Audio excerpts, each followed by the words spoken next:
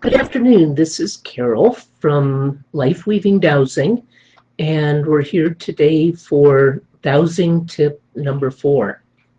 And today I'd like to talk just a little bit about testing past and present and future events using the pendulum.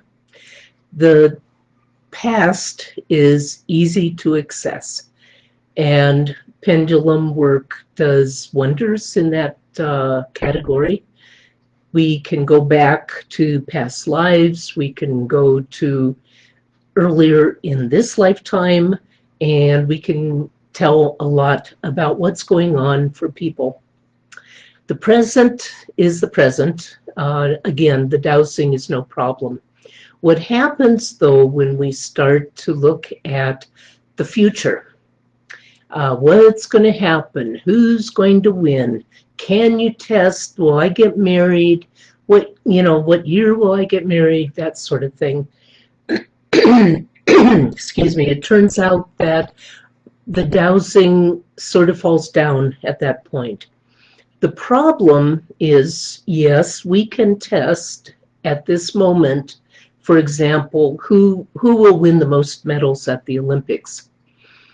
Unfortunately, unless every single participant has already made up their minds to either win or lose or cheat or tweak a score or whatever, the future can change because it is fluid.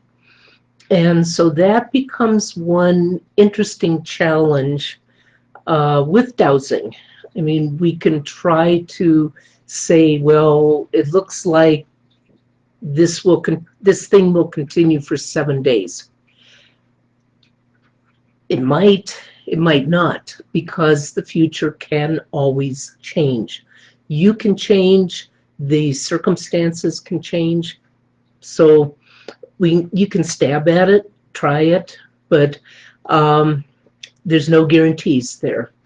And so if you've gone beyond testing potatoes at the grocery store, give it a try, make some notes, see what predictions might come true or not. And sometimes it'll make a person feel better to say, okay, it looks like. But mainly, you have to be aware, be flexible that changes can happen in the future.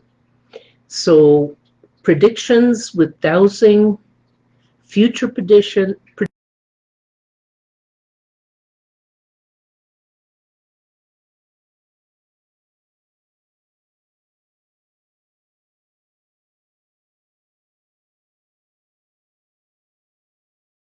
or what.